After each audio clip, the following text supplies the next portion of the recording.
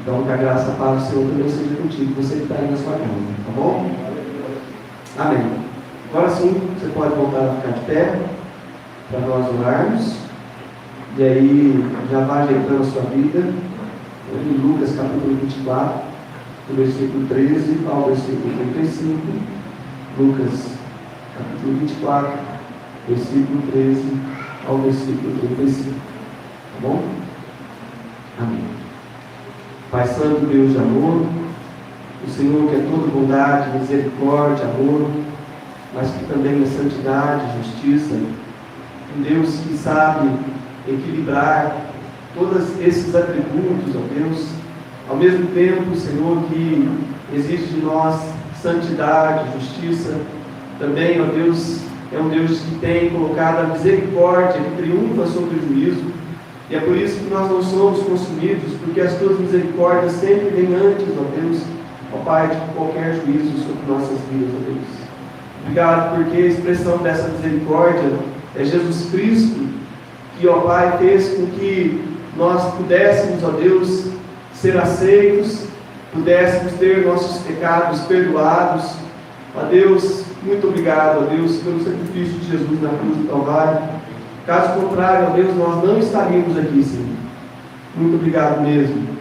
Agora que, ó Pai, nós estamos dedicando este tempo ao Senhor, ó Deus, no meio de todas as coisas que nós fizemos no meio da semana, Senhor, agitados com o nosso trabalho, agitados, ó Deus, com, ó Pai, as coisas que tínhamos que fazer, ou às vezes, ó Pai, dando tempo também, ó Pai, necessário ao lazer, ó Deus, mas nós agora, Pai, queremos dedicar o tempo, ó Pai, que seja um tempo de qualidade ao Senhor, Deus, onde toda a nossa atenção, o nosso coração, tudo que há em nós esteja envolvido nisso, Senhor, de forma que, ó Pai, ó Deus, nós venhamos, ó Pai, repreender toda a distração, ó Deus, toda a incredulidade, toda a dúvida, ó Deus, porque se viemos aqui, ó Pai, para sermos ministrados, ó Deus, nós não queremos que, ó Pai, Satanás nos roube a palavra, Senhor. Deus, em nome de Jesus Cristo, Senhor, ó Pai, levamos nossas mentes, nossos corações a Ti, ó Deus, são cativos a Ti, ó Deus, neste momento, Senhor, que a Tua palavra que é viva e eficaz, que trabalha como uma espada de dois gumes, ó Deus, capaz de operar, ó Deus, separando, ó Deus, os pensamentos e os propósitos do coração, as nossas motivações, ó Pai. Deus, sim, Senhor, ó Pai, vê se há em nós, a nossa sinceridade é dizer a Ti, ó Deus, sonda e nos conhece, vê se há em mim caminho mau, Senhor, e guia pelo caminho eterno, Senhor. Ó Deus, que, ó Pai, ó Deus, começando, Senhor, ó Pai, ou recomeçando hoje, Senhor, ó Pai, nós possamos, ó Deus, dar prosseguimento, ó Senhor, na nossa caminhada contigo, Senhor. Deus, em nome de Jesus Cristo, Senhor, nós, ó Deus, entregamos a Ti este momento, consagramos a Ti, em nome de Jesus Cristo. Amém e amém. Ainda de pé, eu quero que você acompanhe comigo o texto que está lá em Lucas, capítulo 24.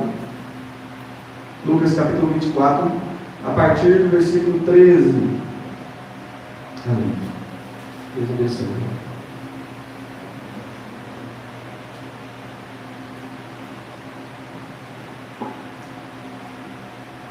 Lucas capítulo 24, a partir do versículo 13.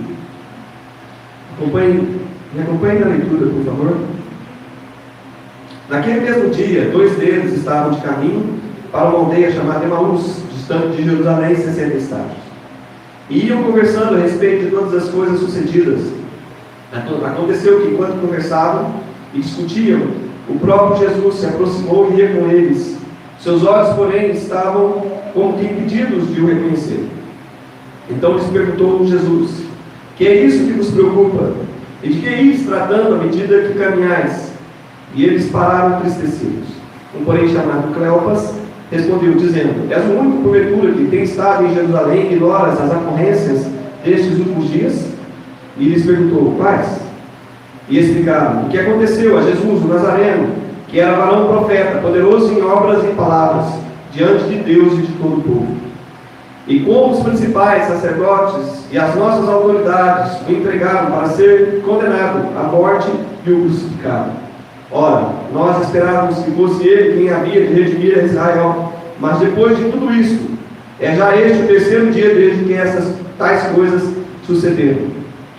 É verdade também que algumas mulheres das que conosco estavam o surpreenderam, tendo ido de madrugada ao túmulo, e não achando o corpo de Jesus, voltaram dizendo terem tido uma visão de anjos, os quais afirmaram que ele vive. De fato, alguns dos nossos foram ao sepulcro e verificaram a exatidão do que disseram as mulheres, mas não viram. Então lhes disse Jesus, honestos e tardos de coração, para crer tudo o que os profetas disseram. Porventura não convinha que o Cristo padecesse e entrasse na sua glória? E começando por Moisés, discorrendo por todos os profetas, expunha-lhes a que ao seu respeito constava em todas as Escrituras. Quando se aproximavam da aldeia, para onde iam, ele fez menção de passar adiante, mas eles o constrangeram, dizendo, fica conosco, porque é tarde, e o dia já declina, e entrou para ficar com eles. E aconteceu que quando estavam à mesa, tomando ele o pão, abençoou, e tendo partido lhes deu. Então eles abriram os olhos e o reconheceram. Mas ele desapareceu da presença deles. E disseram um ao outro, porventura não nos ardia o coração quando ele pelo caminho nos falava, quando nos expunha as Escrituras? E na mesma hora, levantando-se, voltaram para Jerusalém, onde acharam-se reunidos os 11 e outros com ele, os quais diziam, o Senhor ressuscitou e já apareceu a Simão. Então os dois contaram o que lhes aconteceram no caminho e como fora por eles reconhecido no partido. Que Deus os abençoe. Podem se assentar. Gostaria de perguntar para você, como que você está? Já faz aí alguns meses, né, que essa pandemia começou, né? Nós já passamos por um bocado de coisas, né? Alguns aí tiveram que recorrer àquele auxílio do governo, né? Passaram-se, talvez algumas pessoas, né? Talvez os que estão nos ouvindo ou não, vão ver esse vídeo posteriormente, né? Passaram em provações no sentido ao trabalho, ao seu negócio, né? E vieram todas as preocupações, como ficaria toda essa situação. Aos poucos as pessoas vão aprendendo a conviver, né?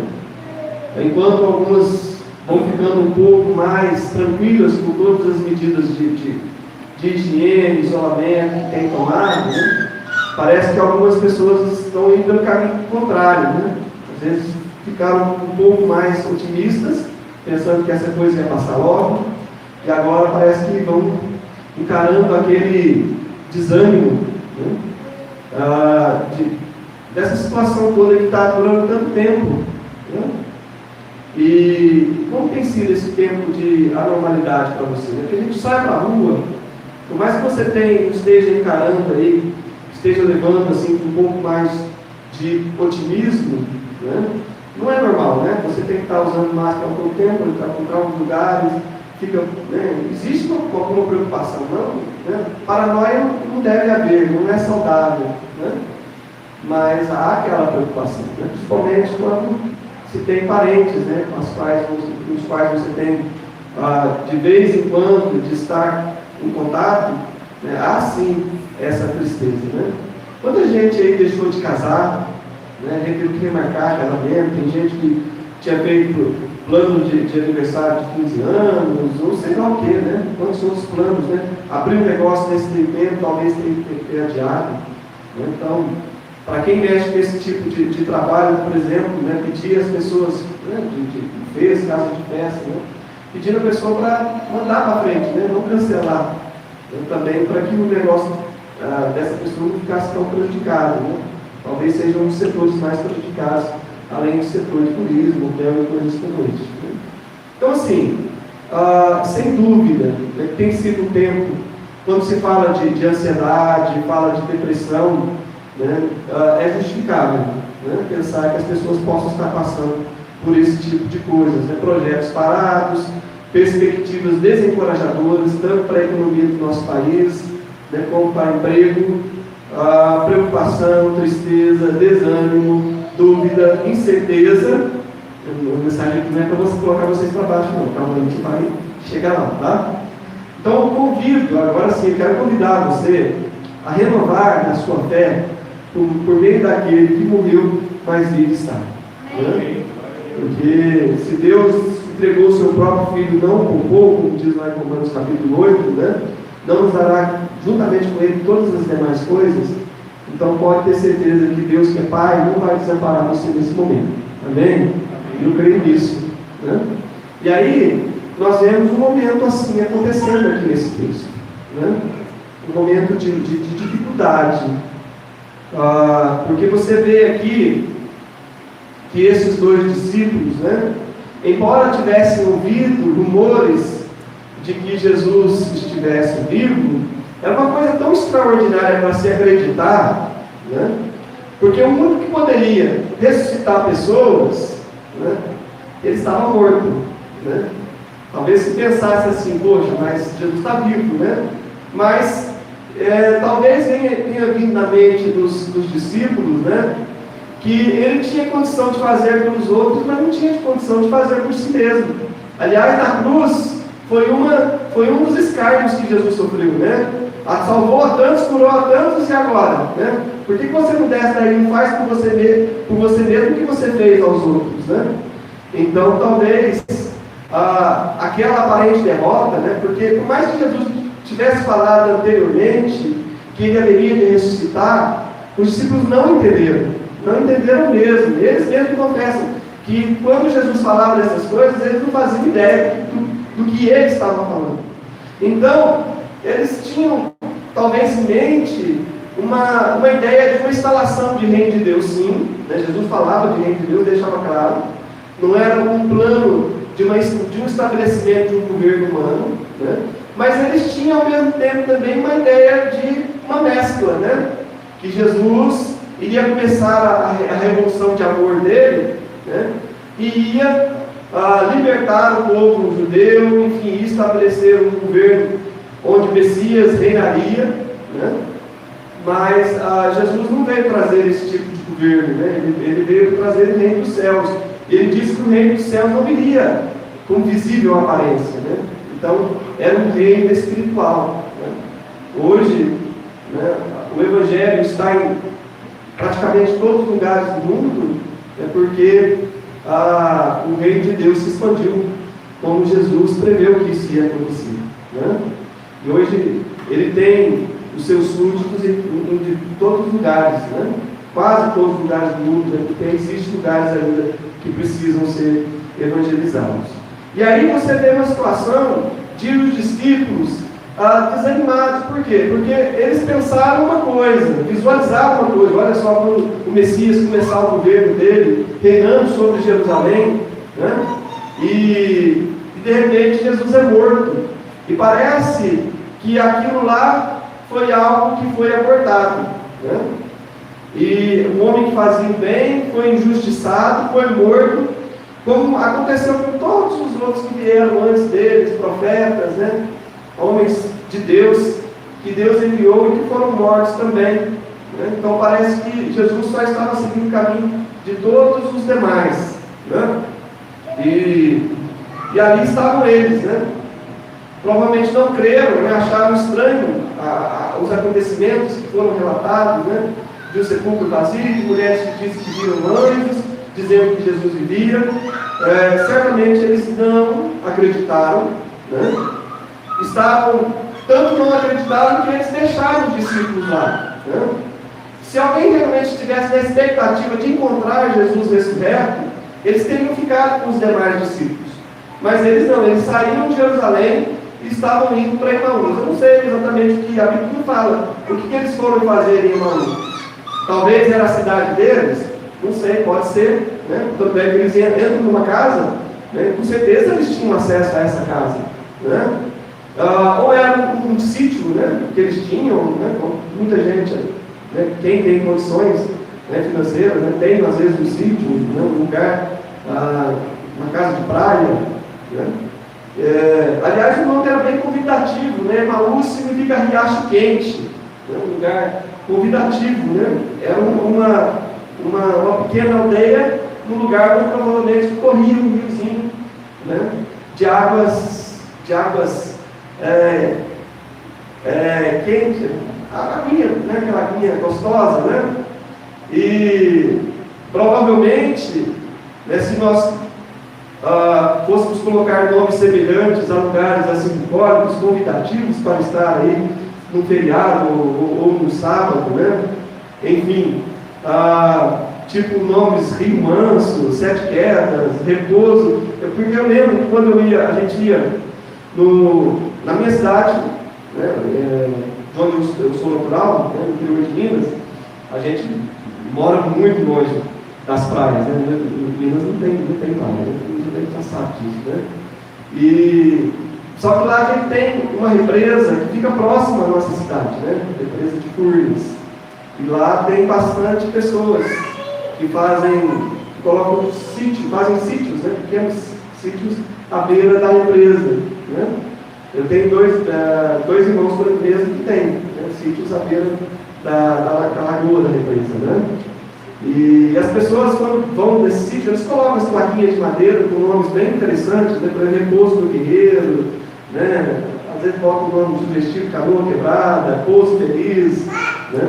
Na minha cidade tem, por exemplo, um lugar chamado Passatempo, meu irmão tem um sítio, um outro irmão tem um sítio nesse lugar. Agora está virando zona urbana agora também, porque a cidade está crescendo, né? Mas um dos irmãos tem uma cidade, tem um sítio num lugar chamado Porto dos Mendes, né? Um lugarzinho gostoso, chamado Porto, porque tem uma balsazinha que atravessa, né, o lago, né? Do outro lado é outra cidade, né? E talvez, voltando aqui, eles estavam pensando em, vamos esparecer as ideias, vamos descansar, né? Porque eles confessam, eles mostraram para Jesus que estavam preocupados, né? Tanto é que Jesus disse para eles no versículo 17, que é isso que nos preocupa? Eles estavam conversando. E Jesus chegou perto, né, provavelmente andando perto deles, né, no mesmo caminho, ouviu e chegou perto deles, né? O que é que está preocupando vocês? Né? E eles deixaram claro que eles estavam entristecidos, porque o versículo diz aí, eles pararam entristecidos, né? Então, com certeza, porque eles viram toda aquela aventura que eles haviam começado, né? Não sei quando eles começaram a seguir Jesus, mas provavelmente estiveram com Jesus em diversos momentos em que ele curou, em que ele libertou, em que ele expulsou demônios, em que ele fez milagres, né? Enfim, mas parece que aquela aventura havia acabado. E eles ou estavam de volta para casa, né, ou estavam precisando de um momento de estar a sós, né, esses dois amigos. E aí estavam demonstrando preocupação, tristeza. O texto diz que eles pararam entristecidos, né? Com certeza esse ato de parar demonstrava como estava o espírito dele, né? De alguém que não estava sem vontade de continuar. E diz o versículo 21, ora, nós esperávamos que ele que fosse quem havia redimido Israel. Quer dizer, eles tinham realmente em mente uma espécie de redenção para o povo de Israel, mas não exatamente a que Deus havia planejado, que era resgatado como o quê? Do pecado, né, das trevas, né, libertar as pessoas do domínio de Satanás. Esse é o pensamento de Deus. Mas os judeus, quando pensavam em redenção de Israel, eles pensavam em uma redenção política, né, onde o Israel deixasse de ser colônia de Roma, né, e voltasse a seus tempos de glória de novo, como por exemplo os tempos mais gloriosos que Israel teve foram os tempos de Salomão, né, onde o território maior que Israel já teve foi nessa época, né? Então eles talvez pensassem nisso, né? Mas havia, infelizmente, essa esperança que eles tinham havia sido frustrada, né? Porque não entenderam realmente qual era o plano de Deus. Então, essa história fala um pouco de desesperança também, fala um pouco de falta de perspectiva, porque diz aí, né? Quando eles falam aí no versículo 21, depois de tudo isso, já é o terceiro dia que essas coisas sucederam. Quer dizer, já passaram 3 dias, né? E nada de diferente aconteceu. Então, não havia nenhuma perspectiva por parte deles, né? De que as coisas fossem melhorar, de que as coisas fossem mudar. Né? Então havia dúvida, incerteza, falta de fé, porque eles não creram, né? Ou não creram no que as mulheres falaram, ou que os discípulos que foram lá ver, diz aí o versículo 22 a 24, né? Que foram lá ver o sepulcro vazio, né? Ou eles creram que alguém roubou o corpo, realmente, né? Ou, enfim, sumiu com o corpo de Jesus, ou que, enfim, eles estavam, né, delirando, né? Tiveram aí visões, por causa da falta que Jesus estava fazendo, né? Eles estavam delirando. Enfim, mas não creram, eles duvidaram realmente, estavam vivendo um tempo de incerteza e falta de fé. E diz o texto aí no versículo 16 também, que embora Jesus tivesse colocado lá dentro, se eles eram discípulos de Jesus, eles estiveram por algum tempo com Jesus. Mas diz o texto que eles foram impedidos ou estavam impedidos de reconhecer. Não foram impedidos por Deus. Eles estavam com esse véu, né, de incredulidade, de dúvida, de desesperança, de desânimo, impediam-os de ver, né, qualquer perspectiva de uma coisa boa. Né? Não reconheceram nem a Jesus vendo, e nem reconheceram a sua voz. Né? Então, isso aconteceu. E aí a gente percebe quem é este, né, como nós cantamos aqui que vem, né, que aparece num momento tão triste para essas duas pessoas. Né, estavam de luto, estavam passando esse momento de tristeza, de desesperança, de desânimo. Né?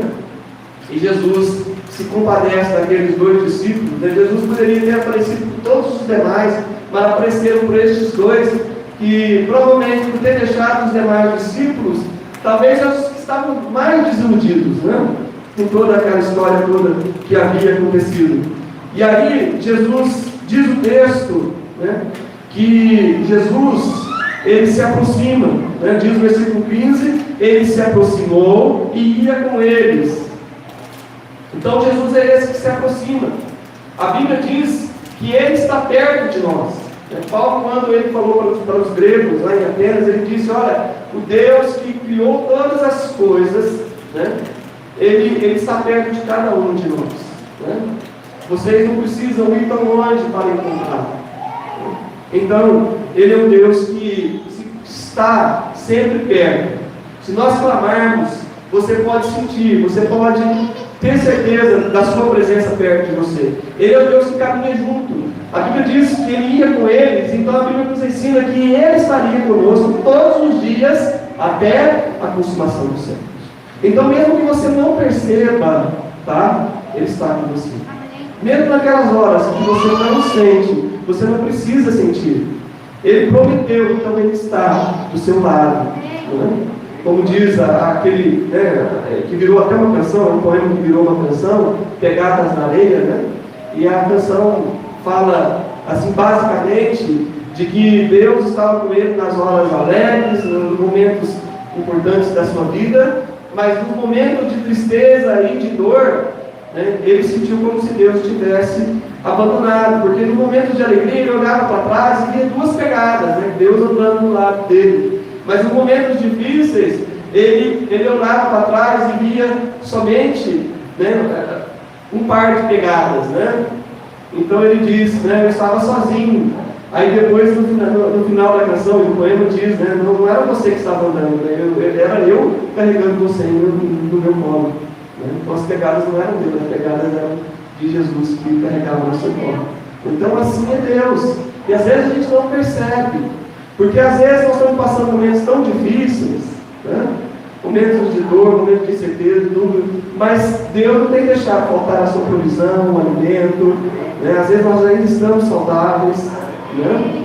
e ainda achamos motivos para reclamar com Deus, né?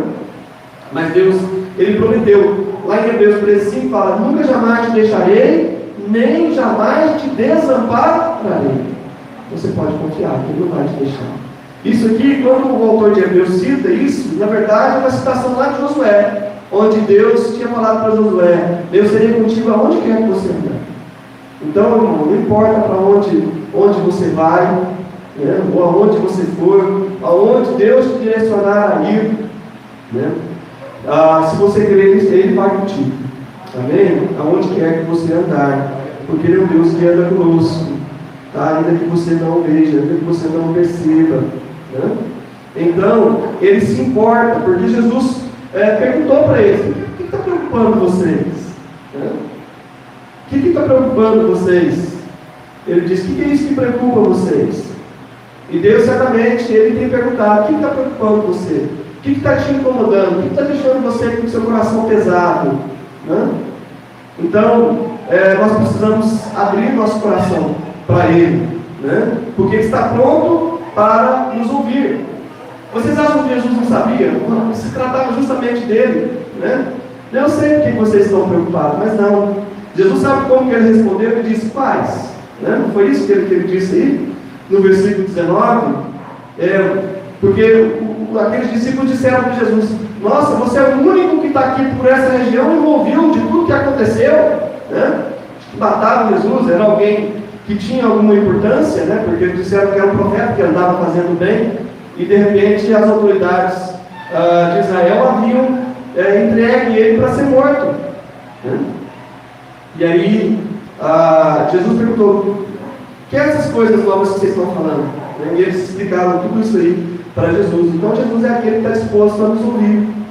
Então, querido, basta você correr para o lugar da oração, né? Vai ao teu Pai secreto, no lugar secreto, teu Pai que te vê em secreto te recompensar, né? Nós perdemos a oportunidade de receber bênçãos de Deus porque nós não temos orado, nós não temos encontrado tempo para orar. Nós encontramos tempo para a televisão, encontramos tempo no nosso chat, né, nas redes sociais, né, e Deus está esperando para ouvir você. Embora Ele saiba do que Ele quer ouvir de você, né, o que você está passando, o que você precisa, o que você quer, qual é a sua necessidade, né? Então, ele está disposto a ouvir, não somente ouvir, mas disposto a falar também. Você precisa dar um tempo também para ouvir a voz de Deus, certo? Porque Jesus, logo depois, Ele começa a falar com eles, né? Ele começa a responder às necessidades deles, né? E quando necessário, Ele vai chamar a nossa atenção. Porque Ele disse aqui: poxa, quando vocês tiverem a oportunidade de ouvir, né, de tanto das mulheres quanto dos outros discípulos, de que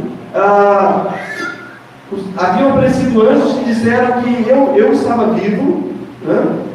E vocês não acreditaram. Por isso que eles disseram: vocês são mestres, tardos de coração, para crer em tudo que os profetas disseram, né? Então eles, infelizmente, estavam passando por esse momento, né, de falta de fé. E às vezes Deus está falando para a gente: tenha fé, creia, você precisa crer, né? Então, quando necessário também, Ele não vai ficar só passando a mão em você, né? Ele vai te falar o que você precisa ouvir, no momento que você precisa ouvir, porque Ele é amigo. Ele não é aquela pessoa que dá um tapinha nas suas costas, né? E depois ou fala mal de você, ou não está nem aí para você, né? Jesus se importa conosco. Então, queridos, eu digo para vocês: a sua palavra, né, é a solução para todos os nossos problemas. Como é que Jesus respondeu àqueles dois discípulos? Ele começou a falar de quê? Ele começou a falar das Escrituras. Ele começou a falar da palavra de Deus. Ele começou a falar justamente disso. E se nós nos voltarmos para a palavra de Deus, porque diz aí que Jesus começou desde Moisés. O que é Moisés? Os livros que Moisés escreveu. Moisés escreveu Gênesis, né, Êxodo, Número, Levítico, Deuteronômio, né, e também os profetas, né, provavelmente os salmos também, né, que eram considerados também escritos proféticos, porque muitos salmos falavam até mesmo do martírio de Jesus Cristo. Então, provavelmente Jesus citou salmos de Davi, citou também o profeta Isaías, principalmente, com certeza citou o profeta Isaías, né, citou alguns outros profetas que profetizavam a respeito da vida do Salvador, né? Então, nós vemos aí Jesus usando as Escrituras para mostrar a eles, né, o que é que estava acontecendo. Que eles não tinham motivos para estarem sem esperança, ou estarem tristes, desanimados, ou para estarem aí parados na vida, né? porque achando que tudo acabou e que não havia mais nenhuma perspectiva, né? Então Jesus mostra na palavra de Deus que nós também não precisamos nos preocupar. Ele diz para nós não andarmos ansiosos de coisa alguma, nem quanto ao que havemos de comer, nem quanto ao que havemos de vestir, né? Porque Ele bem sabe que nós precisamos dessas coisas. E o que Ele nos fala é buscar em primeiro lugar o reino de Deus e a sua justiça, e as demais coisas vão ser acrescentadas. Amém? Então você não precisa se preocupar. Diz a palavra de Deus, nós podemos, em Filipenses, né? Ali no capítulo 4, no versículo 6, diz para nós fazermos conhecidas diante dele, orações, súplicas e ações de graça, cada uma de nossas necessidades em Cristo Jesus. E a paz dele vai guardar os nossos corações. Sabe? Você vai sair no momento de oração, certo que Deus vai fazer. Né? Porque a coisa não vai acontecer na mesma hora. Tem hora que acontece. Somente quando você precisa de um livramento, né? Naquela mesma hora, às vezes vem um telefonema, acontece alguma coisa. Mas você vai sair com a certeza de que Deus vai responder, ou de que Deus vai prover. E aí, Paulo, lá no versículo 19, desse mesmo capítulo, ele diz: o meu Deus, em sua riqueza e glória, vai suprir cada uma de suas necessidades. Amém? Precisa crer, você precisa crer.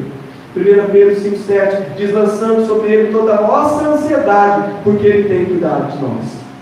Ele diz que não vai cuidar, ele diz que tem cuidado. Então é uma preocupação desnecessária. Muitas vezes nós trazemos problemas para nós, né?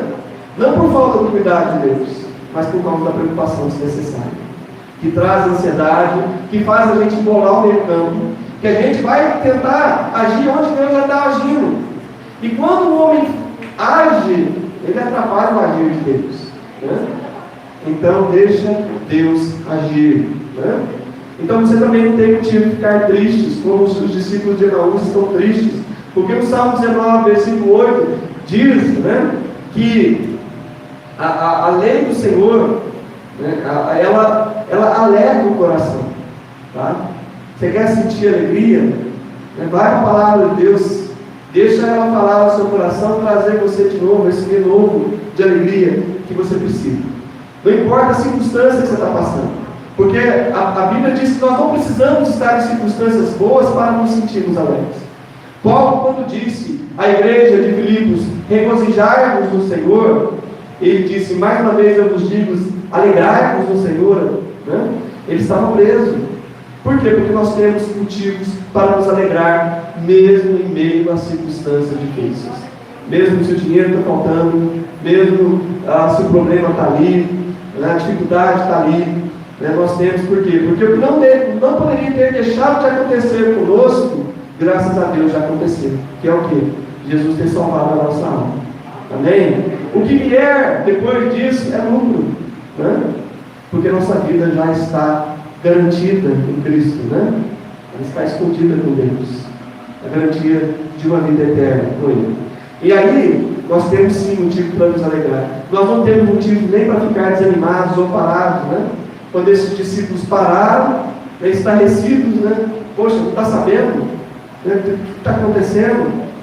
Mas a Bíblia diz que nós não somos dos que retrocedem, dos que param. Nós somos daqueles que continuam, dos que perseveram para a conservação da alma. Hebreus 10, versículo 39. Né?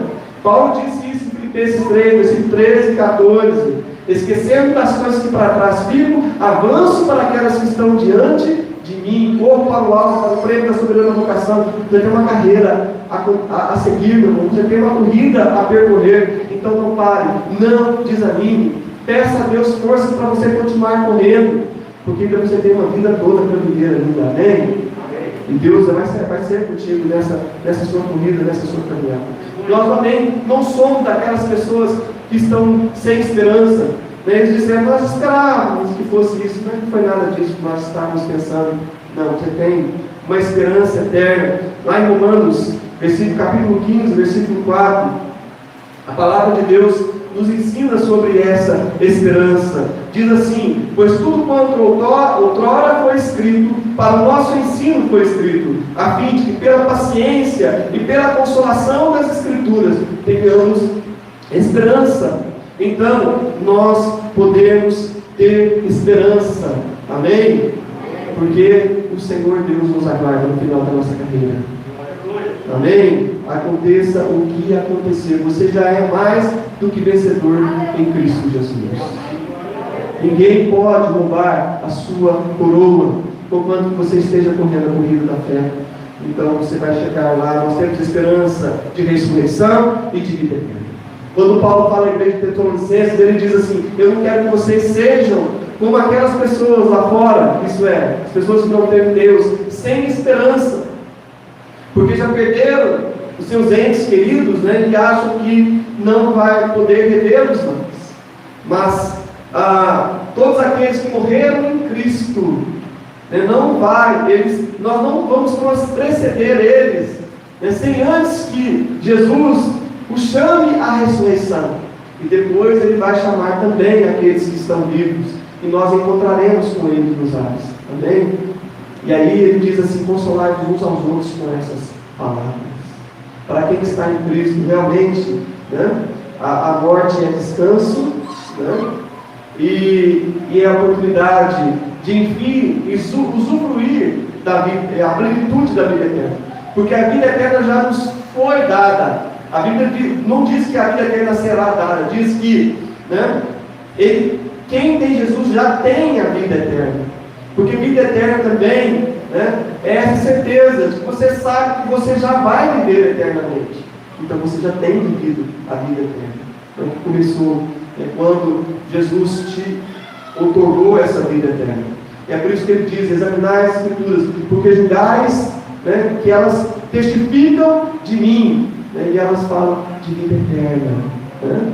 Então, se você quer ter vida eterna, né, você precisa encontrar Cristo nas Escrituras, porque Ele é a ressurreição da vida. Ele diz que aquele que crê em mim, né, ainda que morra, vai viver.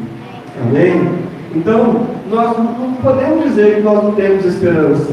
Nossa esperança não está nas coisas deste mundo. Nossa esperança não está em nada aqui dessa terra, né, porque daqui nada levaremos.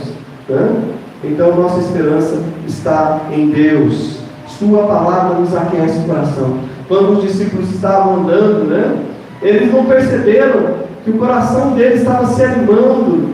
Né? Que coisa gostosa, né? Esse homem que apareceu para a gente, para falar de Deus, para falar das Escrituras. Eles não se deram conta que era Jesus. Pensaram ser alguém que conhecia, simplesmente conhecia a Bíblia, conhecia as Escrituras. Mas quando eles percebem que é Jesus, e Jesus desaparece na frente deles, né? Eles viram para o outro e falaram assim: olha, está vendo? Enquanto ele falava com a gente, o nosso coração, né, ele se aqueceu. Né? Então a sua palavra aquece o nosso coração frio. Né? Como diz aí no versículo 32, a Bíblia diz no Salmo 19, 7, né, que a lei do Senhor, os mandamentos do Senhor, os preceitos do Senhor, eles restauram a alma. Né? Às vezes, seja lá quais traumas nós tenhamos passados, né, ou dificuldades, momentos que marcaram o nosso ser, pode ter certeza que Deus tem a cura para todas as memórias, Deus tem a cura para todos os traumas. Né? Se você deixar ser tratado pelo médico dos médicos, né, ele vai tratar, vai curar também a sua alma, porque as suas palavras são espírito e são vida. Amém? Onde a morte, né, a sua palavra de vida, ela dissipa toda a morte. Onde há trevas, né, a sua luz manda embora toda a treva. Amém? Queridos, e aí nós falamos de um pouco de olhos espirituais. Porque a palavra de Deus diz também, nesse mesmo Salmo 19, que a sua lei, né, os seus mandamentos, eles iluminam os olhos. Todas as vezes nós estamos impedidos de reconhecer o agir de Deus, a presença de Deus, né, porque nós temos tido pouco tempo com a palavra. A palavra que vai dar para a gente o esclarecimento, a sabedoria necessária, o entendimento necessário para enxergar o agir de Deus. Para você entender o agir de Deus, você precisa ter a mente de Deus. E a mente de Deus, né, está revelada aqui nas Escrituras. Então nós precisamos adquirir mais intimidade com as Escrituras. Nós precisamos entender melhor a sua palavra, porque a sua mente, a sua visão, como Deus vê as coisas, está aqui descrita na sua palavra. E é por isso que Jesus recorreu às Escrituras para falar a esses dois homens. Começou mostrando lá, foi lá de Gênesis, e foi passando por todos os livros da Bíblia, até chegar nos profetas. Então, Jesus foi o que ele usou. Nós precisamos ter os olhos abertos. Paulo orou pela igreja de Éfeso, lá no capítulo 1, ele orava assim, pedia que Deus concedesse a eles espírito de revelação e de sabedoria, para que, iluminados os olhos de seus corações, eles pudessem entender o chamamento de Deus, a herança que eles tinham em Cristo, a grandeza do poder, Quando nós temos um Deus tão poderoso, e às vezes nós estamos sofrendo, porque a fé é a chave que libera as promessas, e Deus quer atuar, mas se a gente não unir a fé com a palavra, não funciona, É como chave e fechadura, a porta só vai abrir se você destrancar através da fé nas promessas, Então você precisa crer nas promessas. Quantas são as promessas? Para elas são sim e o amém. Quer dizer, Jesus já disse que nós podemos receber promessas através da fé. Se você crer, até coisas sobrenaturais podem acontecer. Amém? Jesus disse que coisas maiores nós poderíamos fazer, se você crer, mas tem que crer. Então, queridos, nós precisamos, depois que nós temos a oportunidade de ter encontros com Deus através de experiências milagrosas, como eles tiveram. Imagine só, Jesus se assenta junto deles, eles pedem, não vai embora não, está ficando tarde, vem com a gente, senta com a gente aqui, vamos, depois de andarem bastante, vamos comer um pãozinho. E aí sentaram na mesa para comer um pão, mas quando Jesus pega o pão, vai partir o pão, poxa, e aí veio um déjà vu, eu já vi essa cena, eles descobriram quem é que estava ali, que aquele jeito que Jesus fez, a maneira que ele pegou o pão, deu graças, ao pegar o pão, eles falaram, é Jesus que está aqui falando com a gente, poxa, que tapado que a gente é, E aí quando eles reconheceram, Jesus desaparece. Por quê? Porque eles não precisavam mais ver, porque os olhos da fé haviam sido abertos, sabe? E quando os olhos da fé é abertos, você não precisa mais ter sinais visíveis, sabe? Deus às vezes permite sinais visíveis porque a nossa fé é fraca, sabe? Realiza coisas assim que você vê, nossa, foi Deus punindo, Mas quando a nossa fé está firmada na palavra, você não precisa de sinais visíveis, não. Por quê? Porque você crê naquilo que Ele falou. E se Ele falou que nunca te deixaria, nunca te desampararia, nunca sairia do seu lado, pode ter certeza. Olha, você pode pensar, se vai estar difícil, mas por que está difícil então? Você já parou para se perguntar, como seria então se Ele não estiver do teu lado? Se está difícil com Ele, imagina como estaria sem Ele. Talvez você não tenha feito essa pergunta. Então, você precisa acreditar. É por isso que a Bíblia diz, olhando firmemente o autor e consumador, o autor da nossa fé, o consumador da nossa fé. Como que eu vou olhar? Por quê? Porque você olha com fé. É os nossos olhos da fé que permitem que nós tenhamos essa visão. E a palavra nos dará a fé que nós precisamos. É por isso que Jesus falou tanto de Bíblia para eles. Porque a fé vem pelo ouvir a palavra. Está lá em Romanos 10, versículo 17. E se mesmo assim você quer precisar de fé, vamos lembrar lá do pai do menino endemoniado, ele disse para Jesus, me ajuda na minha falta de fé. Os próprios discípulos também pediram a Jesus para ajuda com a falta de fé. Então você ainda pode recorrer, pedir a Deus para te ajudar. Se a fé for pouco, se a fé falhar, como é que você precisa dela. Você não pode caminhar sem fé. Porque a Bíblia diz que nós não andamos por vista, 2 Coríntios capítulo 5, versículo 7. Nós andamos não pelo aquilo que vemos, mas andamos pela fé. Amém? Não guiado pelas circunstâncias. As circunstâncias às vezes vão dizer para você, não tem, você não vai conseguir, não vai ser possível. Esse caso é impossível. Para Deus não haverá impossível em todas as suas promessas. Amém? Deus é um Deus de impossíveis. Então, é por isso que a gente, às vezes, lê um caso aqui Ó, o irmão está para morrer, né? Já aconteceu com vocês aqui na igreja, né? Os irmãos aqui sabem. Pode existir, né? Por que a gente faz uma campanha de oração, faz jejum? Porque a gente quer que Deus não precisa. Deus, a pessoa está lá, né? Como diz o salmista, né? Ele me redimiu da cova. Quando o salmista falou isso, porque ele quis dizer o seguinte: eu estava para morrer, Deus me livrou, né? Então é isso. Então Deus, ele tem esse poder. E por isso que a gente ora, né? Quando as situações parecem impossíveis de ser revertidas. Então, por quê? Porque as suas promessas vão cumprir. Jesus disse para eles assim: olha, por que vocês não creem em tudo que os profetas falaram? Né? Por que vocês estão tardios de coração em crer em tudo aquilo que eles falaram? Porque era promessa, foi Deus que revelou. Se é Deus que falou que ia fazer, Ele vai fazer. Amém? Então a gente pode crer. E aí diz que a partir do momento que os olhos deles se abriram, né? Os olhos deles se abriram, eles, olha só, ele tem uma injeção de ânimo, que diz aí no versículo 33, na mesma hora levantando-se. Quer dizer, na mesma hora, eles que tinham ido para Emaús, vamos passar um tempo aqui, vamos morar aqui, sei lá o que estão planejando fazer, mas diz que na mesma hora, olha só, eles tinham feito caminhada, provavelmente uma caminhada desanimada, né? A tarde inteira caminhando, né? Debaixo de sol, aquela caminhadinha, né? Devagarzinho. Diz na mesma hora eles levantaram, né? E voltaram para Jerusalém. Então, quer dizer, olha só como que o ânimo, a esperança, a alegria voltou para o coração deles, porque aquilo que eles estavam duvidando que havia acontecido, realmente eles tinham agora presenciado, o próprio Jesus apareceu para eles, né?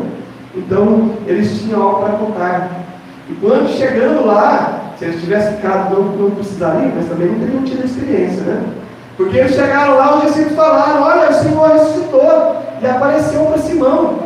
Quer dizer, no meio tempo em que Pedro falou para eles assim: olha, eu fui lá e não vi nada. Aí eles saíram para ir para Emaús, logo depois Jesus aparece para Pedro, né? E aí Jesus não achou tempo para aparecer para esses dois, né? Então que maravilha, né?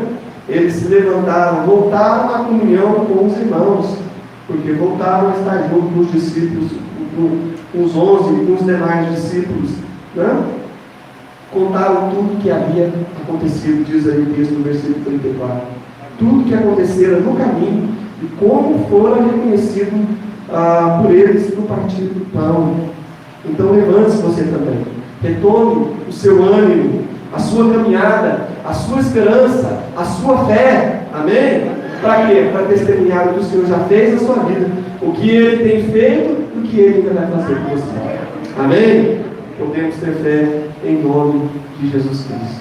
Amém? Glória a Deus, né?